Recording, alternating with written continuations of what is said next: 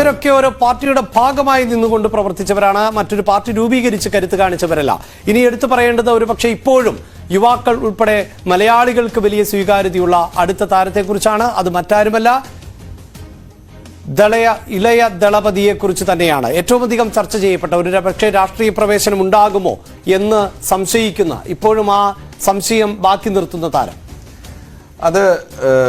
അതുതന്നെയാണ് അഭിലാഷ് ഏറ്റവും പ്രധാനം. ഇന്ന് തമിഴ്നാട്ടിലെ ഏറ്റവും മൂല്യം ഏറിയ താരം എന്ന് പറയുന്നത് വിജയ് ആണ്. ഇളയ ദളപതി എന്നുള്ളത് മാറി ഇപ്പോൾ അവസാന സിനിമകളിലൊക്കെ ദളപതി വിജയ് തന്നെയായി മാറി.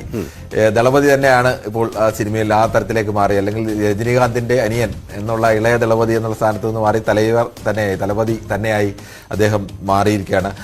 വിജയെ സംബന്ധിച്ച് വിജയ് പലപ്പോഴും പൊളിറ്റിക്കൽ സ്റ്റേറ്റ്മെന്റുകൾ നടത്തുകയും വിജയുടെ രാഷ്ട്രീയ പ്രവേശനം ഒരു വലിയ അഭ്യൂഹമായി എല്ലാ കാലത്തും ഓരോ സിനിമ ഇറങ്ങുമ്പോഴും ഇങ്ങനെ നിൽക്കുന്നതാണ്. ഇപ്പോൾ ഏറ്റവും അവസാനത്തെ സിനിമ ലിയോ ഇറങ്ങിയപ്പോൾ പോലും ലിയോയിലെ ഗാനത്തിന് പറയുന്നത് ഞാൻ വരവാ, ഞാൻ ഇറങ്ങി വരവാ എന്നാണ് പറയുന്നത്. അത് ഞാൻ രാഷ്ട്രീയത്തിലേക്ക് ഇറങ്ങുന്നു എന്നുള്ളതിന്റെ സൂചനയാണ്, വിജയ് രാഷ്ട്രീയത്തിലേക്ക് ഇറങ്ങുന്നതിന്റെ സൂചനയായിട്ടാണ് ആരാധകർ വ്യാഖ്യാനിക്കുന്നത്. വിജയ് അവിടെയൊന്നും അങ്ങനെ നിഷേധിച്ചിട്ടില്ല. ഒരിക്കൽ മാത്രമാണ് അദ്ദേഹത്തിന്റെ അച്ഛൻ പറഞ്ഞത് അങ്ങനെ രാഷ്ട്രീയ പാർട്ടി രൂപീകരിക്കുന്നില്ല എന്നുള്ളത്. അതിനുശേഷം അദ്ദേഹത്തോട് പത്രലേഖകർ ചോദിക്കുന്നുണ്ട്, 2025 ഇനി അവിടെ തെരഞ്ഞെടുപ്പ് നടക്കേണ്ടത്, 2025 എന്താണ് പ്രത്യേകത എന്ന് ചോദിക്കുമ്പോൾ അദ്ദേഹം 26 നടക്കേണ്ടത്, 2025 ലോകകപ്പ് നടക്കും എന്ന് പറയുമ്പോൾ വീണ്ടും പത്രലേഖകർ ആവർത്തി ചോദിക്കുന്നത് അതല്ല വിഷയം, തമിഴ്നാട്ടിൽ 2026 എന്ത് നടക്കും എന്ന് അദ്ദേഹം ചോദിക്കുന്നുണ്ട്. അപ്പോൾ അദ്ദേഹം പറയുന്ന മറുപടി കപ്പ് മുഖ്യം ബിഗിലെ എന്നാണ് പറയുന്നത്. അതിന്റെ സിനിമയിലെ പ്രശസ്തമായ ഡയലോഗ് അദ്ദേഹം മാറ്റി മുഖ്യം ബിഗിലെ എന്നുള്ളത് കപ്പ് മുഖ്യം ബിഗിലെ എന്നുള്ള ഡയലോഗ് അദ്ദേഹം വരുന്നു. അത് കൃത്യമായി തന്നെ രാഷ്ട്രീയത്തിലേക്ക് ഇറങ്ങാനുള്ള 26 അല്ല, അത്തരം ചില പ്രവൃത്തികൾ ഉണ്ടാകുന്നുമുണ്ടല്ലോ. അദ്ദേഹം തന്റെ പേര് വിജയ് എന്ന്, ജോസഫ് വിജയ് എന്നാണ് എന്നൊരു ഘട്ടത്തിൽ പറയുന്നു. കഴിഞ്ഞ തെരഞ്ഞെടുപ്പിന് അദ്ദേഹം സൈക്കിൾ ചവിട്ടി വോട്ട് ചെയ്യാൻ വരുന്നു. ചില സെമിനാറിൽ പങ്കെടുക്കുമ്പോൾ അദ്ദേഹം വിദ്യാർത്ഥികളോട് ആവർത്തിക്കുന്നുണ്ട്, ഇന്ത്യയുടെ രാഷ്ട്രീയ ചരിത്രം നിങ്ങൾ മനസ്സിലാക്കണമെന്ന്. അവിടെയാണ് അഭിലാഷ് ഏറ്റവും പ്രധാനം. ഈ അദ്ദേഹത്തിന് രജനീകാന്തിന് കഴിയാൻ തരുന്ന ഒരു കാര്യം വിജയുടെ രാഷ്ട്രീയം വ്യക്തമാണ്. വിജയ് മത്സരം അത് GSTക്കെതിരെയുള്ള ആരോപണം, അതിൽ ആക്ഷേപം അതിൽ വെക്കുന്നു. അതിനുശേഷം അദ്ദേഹത്തിന്റെ വീട്ടിൽ റെയ്ഡൊക്കെ ഉണ്ടാകുന്നു. രാഷ്ട്രീയമായി ദേശീയ തലത്തിൽ സംഘപരിവാർ രാഷ്ട്രീയത്തിന് വിരുദ്ധ ചേരിയിലാണ് താനെന്ന് പറയുന്നു. അദ്ദേഹം വലിയൊരു രാഷ്ട്രീയ പ്രവേശനം മുന്നോടിയാണെന്ന് തോന്നിപ്പിക്കുക മട്ടിൽ ഒരു വലിയ ഒരു മെറിറ്റ് അവാർഡ് ദാന ചടങ്ങ് വെക്കുന്നു.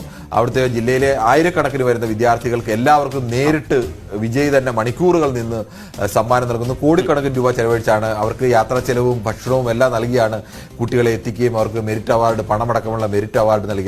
അന്ന് അദ്ദേഹം അവിടെ ഒരു പ്രസംഗം നടത്തുന്നുണ്ട്. ആ പ്രസംഗത്തിലാണ് അദ്ദേഹം പ്രധാനമായി പറയുന്നത്, നിങ്ങൾ അംബേദ്കറെ പഠിക്കണം, നിങ്ങൾ പെരിയാറെ പഠിക്കണം, നിങ്ങൾ കാമരാജിനെ പഠിക്കണം, ഇതൊക്കെയാണ് തമിഴ്നാടിന്റെ ചരിത്രം, ഇത് പഠിക്കണമെന്ന് പറയുമ്പോൾ അദ്ദേഹം പറയാതെ പോയ പ്രധാനപ്പെട്ട പേരുകൾ MGRന്റേതും കരുണാനിധിയുടേതും ജയലളിതയുടേതും ഒക്കെയാണ്. ഒരു സിനിമാ നടൻ എന്ന് പറയുമ്പോൾ അദ്ദേഹം കൃത്യമായി പറയുന്നത്, കൃത്യമായി ആരൊക്കെയാണോ അധികാര രാഷ്ട്രീയത്തിൽ അഴിമതിയിൽ മുങ്ങാതെ നിന്നുകൊണ്ട് ദ്രാവിഡ രാഷ്ട്രീയത്തെ ഉയർത്തിപ്പിടിച്ചത്, ആ പേരുകൾ, അല്ലെങ്കിൽ ദളിത് രാഷ്ട്രീയത്തെ ഉയർത്തിപ്പിടിച്ചത്, അതുകൊണ്ടാണ് അംബേദ്കറുടെ പേരും പെരിയാറുടെ പേരും കാമരാജിന്റെ പേരും മാത്രം അദ്ദേഹം കൃത്യമായി പറയുകയും ആ രാഷ്ട്രീയമാണ് തന്റേതെന്ന് വെളിപ്പെടുത്തുകയും ഒക്കെ ചെയ്യുന്നത്. പക്ഷെ ഇപ്പോഴും വിജയ് സിനിമയുടെ ക്ലൈമാക്സ് പോലെ സസ്പെൻസായി തന്നെ നിൽക്കുകയാണ്.